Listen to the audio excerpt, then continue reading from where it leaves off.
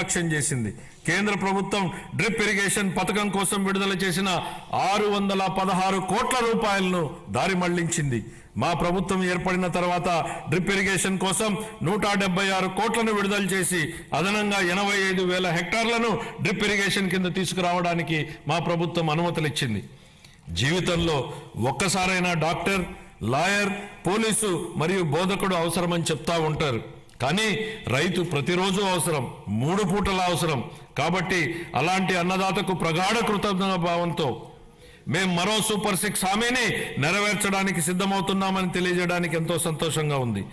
ఎన్ని ఆర్థిక ఇబ్బందులున్నా అన్నదాత సుఖీభావ పథకం కింద ప్రతి రైతుకు ఏటా 20,000 రూపాయల అందించేలా కేటాయింపులు చెప్పామనడానికి గర్విస్తున్నాం అధ్యక్ష. మా ప్రభుత్వం వ్యవసాయ రంగానికి ఊతమిచ్చేందుకు రాష్ట్ర వ్యాప్తంగా 21.87 లక్షల వ్యవసాయ పంపు సెట్లకు 9 గంటల ఉచిత విద్యుత్తుని సరఫరా చేస్తోంది. చేపల వేట నిషేధ కాలంలో మత్స్యకారులకు అందించే ఆర్థిక సహాయాన్ని 10,000 రూపాయల నుండి 20,000 రూపాయలకు రెట్టింపు చేస్తామనే మేనిఫెస్టోలోని మరొక హామీని నెరవేర్చడానికి తగిన కేటాయింపులు చేశామని సంతోషంగా ప్రకటిస్తున్నాం. 25-26 ఆర్థిక సంవత్సరానికి వ్యవసాయం మరియు అనుబంధ రంగాలకు 13,487 కోట్ల రూపాయల కేటాయింపును ప్రతిపాదిస్తున్నాను. పౌర సరఫరాల శాఖ కాలే కడుపుకు పట్టడన్నం పెట్టడమే మా సిద్ధాంతం అని చెప్పిన శ్రీ నందమూరి తారక రామారావు గారు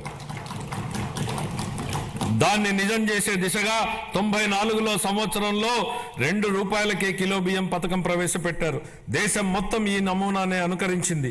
మన రాష్ట్రంలో ప్రారంభమైన ఈ పథకం 3 దశాబ్దాల తర్వాత జాతీయ ఆహార భద్రతా చట్టం 2013 రూపకల్పనకు ఆధారమైంది. ప్రజా పంపిణీ వ్యవస్థ ద్వారా పేదలకు నాణ్యమైన బియ్యాన్ని మా ప్రభుత్వం సరఫరా చేస్తోంది. వచ్చే విద్యా సంవత్సరం నుండి మధ్యాహ్న భోజనం కింద ప్రభుత్వ పాఠశాలలకు మరియు సాంఘిక సంక్షేమ వసతి గృహాలకు ప్రత్యేకంగా ప్యాక్ చేయబడిన నాణ్యమైన బియ్యం సరఫరా చేయబడుతుందని గౌరవ సభకు తెలియజేస్తున్నాను. గత ప్రభుత్వం నిర్లక్ష్యం చేసిన ధాన్య సేకరణ ప్రక్రియను మా ప్రభుత్వం మెరుగుపరిచింది. వ్యవసాయ రాబడిలో వరి కొనుగోళ్లకు ఇచ్చే మద్దతు ధర ముఖ్యమైనది అని మనందరికీ తెలుసు. 2024 ఖరీఫ్ కాలానికి గాను 5.50 లక్షల మంది రైతులకు 32.7 లక్షల మెట్రిక్ టన్నుల ధాన్యం కొనుగోళ్లకు గాను మా ప్రభుత్వం 7,564 కోట్ల రూపాయలను 48 గంటల్లోనే చెల్లించడం జరిగిందని గౌరవ సభకు తెలియజేస్తున్నాను. వాస్తవానికి 90% మంది రైతులకు 24 గంటల్లోనే చెల్లింపులు జరిగాయి. గత ప్రభుత్వ హయాంలో పెండింగ్లో ఉంచిన ధాన్యం కొనుగోలు చెల్లింపులకు సంబంధించి 1,674 కోట్ల రూపాయలను మా ప్రభుత్వం చెల్లించింది. తన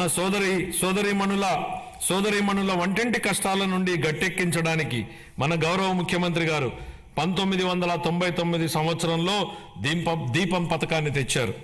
ఆ పథకం సాంప్రదాయ కట్టెల పొయ్యి వాడకం నుండి ఎల్పిజి సిలిండర్ల వాడకం వైపుకు పేద మహిళలు మారడానికి దోహదం చేసింది. మహిళలు మహారాణులు అనే విశ్వాసంతో మా ప్రభుత్వం ఆ వారసత్వాన్ని నేడు కొనసాగిస్తూ దీపం 2.0 పథకాన్ని ప్రారంభించింది. ఈ పథకం కింద 90.1 లక్షల మందికి అర్హులైన లబ్ధిదారులకు సంవత్సరానికి 3 ఎల్పిజి సిలిండర్లను మా ప్రభుత్వం ఉచితంగా అందిస్తోంది. ఈ 25-26 ఆర్థిక సంవత్సరానికి గాను దీపం 2.0 పథకం కోసం 2,601 కోట్ల రూపాయల కేటాయింపును ప్రతిపాదిస్తున్నాను. ఈ ఆర్థిక సంవత్సరానికి గాను పౌర సరఫరాల శాఖకు 3,806 కోట్ల రూపాయల కేటాయింపును ప్రతిపాదిస్తున్నాను. సంక్షేమ రంగం ప్రజలకు సామాజిక సంక్షేమాన్ని అందించడమే అధికారం యొక్క ఏకైక విధి బెంజమిన్ డిస్రేలి అన్నారు. స్వర్ణాంధ్ర విజన్ 2047 లక్ష్యాలకు అనుగుణంగా మేనిఫెస్టోలో ఇచ్చిన మా హామీలను అమలు చేస్తూ బడుగు బలహీన వర్గాల సంక్షేమానికి మా ప్రభుత్వం పెద్దపీట వేస్తోంది. వృద్ధులను ఓటు బ్యాంకుగా పరిగణించకుండా వారి జీవితాలకు ఆసరా కల్పించడాన్ని మా ప్రభుత్వం ఒక సామాజిక బాధ్యతగా భావించి మన గౌరవ ముఖ్యమంత్రి గారు సామాజిక భద్రతను ఆర్థిక కోణంలో కాకుండా మానవతా దృక్పథంతో చూస్తూ లక్షల కుటుంబాలకు పెద్ద కొడుకుగా మారి 35 రూపాయలతో ప్రారంభమైన పింఛన్ను ఎన్టీఆర్ భరోసా పింఛన్ల పేరుతో ఇప్పుడు 4,000 రూపాయలకు పెంచడం జరిగింది. దేశంలోనే అత్యధిక సామాజిక భద్రతా పెన్షన్లు ఇస్తున్న రాష్ట్రం మన రాష్ట్రమే. మేనిఫెస్టోలో ఇచ్చిన హామీ మేరకు ఎన్టీఆర్ భరోసా పథకంలో భాగంగా మా ప్రభుత్వం పెన్షన్లను వివిధ విభాగాలలో 4,000 రూపాయల నుండి 15,000 రూపాయల వరకు లబ్ధిదారులకు అందిస్తూ నిజమైన సంక్షేమానికి ఆదర్శంగా నిలుస్తోంది. షెడ్యూల్ కులాలు మరియు తెగల విద్యార్థులకు విద్యా, సామాజిక భద్రత మరియు ఆర్థిక సాధికారతలపై మా ప్రభుత్వం దృష్టి సారించి వారి కోసం ప్రీ మెట్రిక్, పోస్ట్ మెట్రిక్ ఉపకార వేతనాలను అందిస్తోంది. మా ప్రభుత్వం మొత్తం 27.39 లక్షల మంది షెడ్యూల్ తెగల సామాజిక ఆర్థిక అభివృద్ధికి కట్టుబడి ఉంది. దీనిలో 4.93 లక్షల మంది బలహీన గిరిజనులకు మా ప్రభుత్వం ఐటీడీఏ ప్రాంతంలోని గిరిజనుల విద్య, వైద్యం, మౌలిక సదుపాయాలు, జీవనోపాధి, నైపుణ్యాభివృద్ధి, స్వయం ఉపాధి వంటి వివిధ రంగాలలో సంక్షేమం మరియు అభివృద్ధి కార్యక్రమాలను అమలు చేయడం ద్వారా వారి ఉన్నతికి దోహదపడుతోంది. ఇమాంలు, మౌజన్లు గౌరవ వేతనంగా ఇవ్వవలసిన 90 కోట్ల రూపాయలను 1 సంవత్సరం పాటు గత ప్రభుత్వం చెల్లించలేదు. మా ప్రభుత్వం వచ్చిన తర్వాత వారికి గౌరవ వేతనాన్ని 15,000 రూపాయల చొప్పున చెల్లించాం. నిర్వీర్యమైన వక్ఫ్ బోర్డుని పునరుద్ధరించాం. మద్యం లైసెన్సుల్లో 10% కల్లు గీత కార్మికులకు కేటాయించడం జరిగింది. ధూపదీప నైవేద్యాలకు 10,000 మరియు అర్చకులకు కనీస గౌరవ వేతనాన్ని 15,000కు పెంచాం. ఇంతేకాకుండా పేదలపై భారాన్ని తగ్గించడానికి దారిద్ర్య రేఖకు దిగువనున్న ఎస్సీ, ఎస్టీ కుటుంబాలకు నెలకు 200 యూనిట్ల ఉచిత విద్యుత్తును మా ప్రభుత్వం అందిస్తోంది.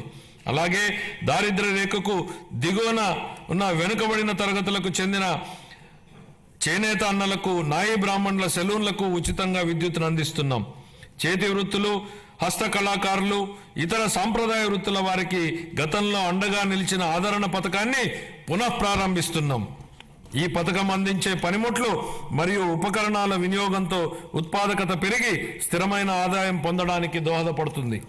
25-26 ఆర్థిక సంవత్సరానికి షెడ్యూల్ కులాల సంక్షేమం కోసం 20,281 కోట్ల రూపాయలను, షెడ్యూల్ తెగల సంక్షేమం కోసం 8,159 కోట్ల రూపాయలు, వెనుకబడిన వర్గాల సంక్షేమం కోసం 47,456 కోట్ల రూపాయలను, అల్పసంఖ్యాక వర్గాల సంక్షేమం కోసం 5,434 కోట్ల రూపాయల కేటాయింపును ప్రతిపాదిస్తున్నాను. మహిళాభివృద్ధి మరియు శిశు సంక్షేమం. అసంబద్ధ సామాజిక కట్టుబాట్లను ధిక్కరించి భారతదేశంలో తొలి మహిళా ఉపాధ్యాయులుగా గుర్తింపు పొందిన శ్రీమతి సావిత్రిబాయి పూలే ఈ విధంగా అన్నారు: ఒక మహిళకు సాధికారత కల్పిస్తే మొత్తం సమాజాన్నే ఉద్ధరించినట్లవుతుంది.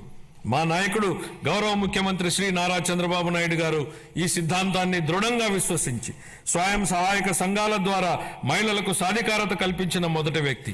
వంటగదికే పరిమితమైన మహిళలు స్వయం సహాయక సంఘాల ద్వారా సామాజిక ఉద్యమంలో భాగస్వాములయ్యారు.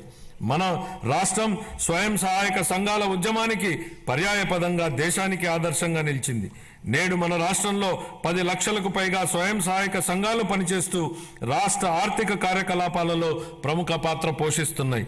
స్వయం సహాయక సంఘాల ద్వారా సాధించిన ఈ సాధికారత ఎంతగా ఉందంటే రాష్ట్ర సంక్షేమ విధానాలను మరియు రాజకీయాలను ప్రభావితం చేసే శక్తిగా డ్వాక్రా వ్యవస్థ రూపొందింది. స్త్రీ నిధికి కేటాయించిన నిధుల్లో 750 కోట్ల రూపాయలను గత ప్రభుత్వం పక్కదారి పట్టించింది. మహిళా స్వయం సహాయక సంఘాల సభ్యుల ఆర్థిక సాధికారతకు ఎంతో విఘాతం కలిగించింది. మహిళల ఆర్థిక అభ్యున్నతిలో స్వయం సహాయక సంఘాల కీలక పాత్ర పోషించేలా మా ప్రభుత్వం దిద్దుబాటు చర్యలు చేపడుతోంది.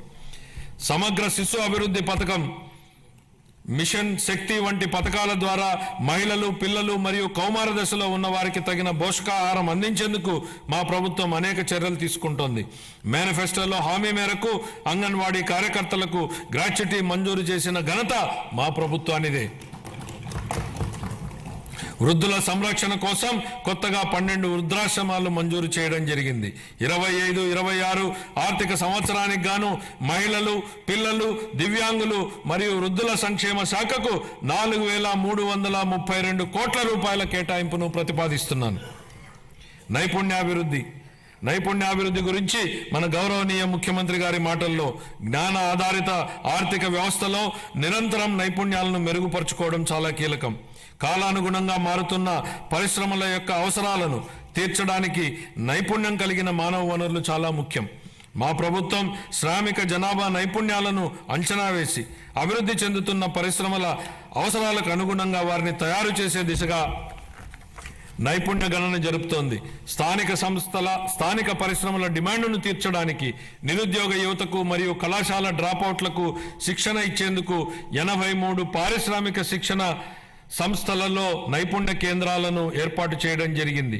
ప్రధానమంత్రి జన్ వికాస్ కార్యక్రమం కింద అల్పసంఖ్యాక వర్గాల వారి కోసం ప్రత్యేకంగా 4 కొత్త పారిశ్రామిక శిక్షణ సంస్థలను ఏర్పాటు చేయడానికి ఇప్పటికే ప్రతిపాదనలు చేయడం జరిగింది. 25-26 ఆర్థిక సంవత్సరానికి నైపుణ్యాభివృద్ధి మరియు శిక్షణ శాఖకు 1,228 కోట్ల రూపాయల కేటాయింపును ప్రతిపాదిస్తున్నాను. పాఠశాల విద్య. గత ప్రభుత్వ దుర్మార్గపు పాలన కాలంలో రాష్ట్ర విద్యా వ్యవస్థపై దృష్టి సారించకపోవడం, నిర్లక్ష్యం మరియు తప్పుడు విధానాల వల్ల మన రాష్ట్రంలోని 2.43 లక్షల మంది విద్యార్థులు బడి మానివేయడంతో వారి భవిష్యత్ ప్రమాదంలోకి నెట్టివేయబడింది.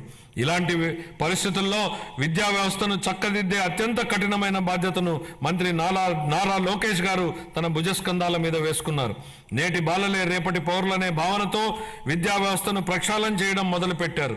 రిజల్ట్ ఓరియంటెడ్ ఎడ్యుకేషన్ పై దృష్టి సారించి ఆర్టిఫిషియల్ ఇంటెలిజెన్స్ వంటి టెక్నాలజీ విషయాలను ప్రధాన పాఠ్యాంశాలుగా తీసుకురావడానికి ఆయన చేసిన ప్రయత్నాలతో మన పిల్లలు ప్రపంచ స్థాయిలో పోటీపడి రాణించడానికి సిద్ధమవుతున్నారు. సమాజానికి విద్య ఎంత అవసరమో చైనీయుల సామెత ద్వారా వ్యక్తీకరించబడింది. మీరు సంవత్సరానికి ప్రణాళిక వేస్తే వరి నాటండి, దశాబ్దానికి ప్రణాళిక వేస్తే చెట్లు నాటండి, జీవితకాలానికి ప్రణాళిక వేస్తే ప్రజలకు విద్య నేర్పండి. పిల్లలకు విద్య అందించడం తల్లిదండ్రులకు భారం కాకూడదని మా ప్రభుత్వం బలంగా విశ్వసిస్తోంది. ఏ కారణం చేతను ఏ బిడ్డ విద్యకు దూరం కాకూడదని విశ్వసిస్తున్నాం. ప్రతి తల్లి తన పిల్లలను పాఠశాలకు పంపేలా ప్రోత్సహించే లక్ష్యంతో మరో సూపర్ 6 హామీని అమలు పరిచే దిశగా తల్లికి వందనం పథకాన్ని ప్రారంభిస్తున్నాం.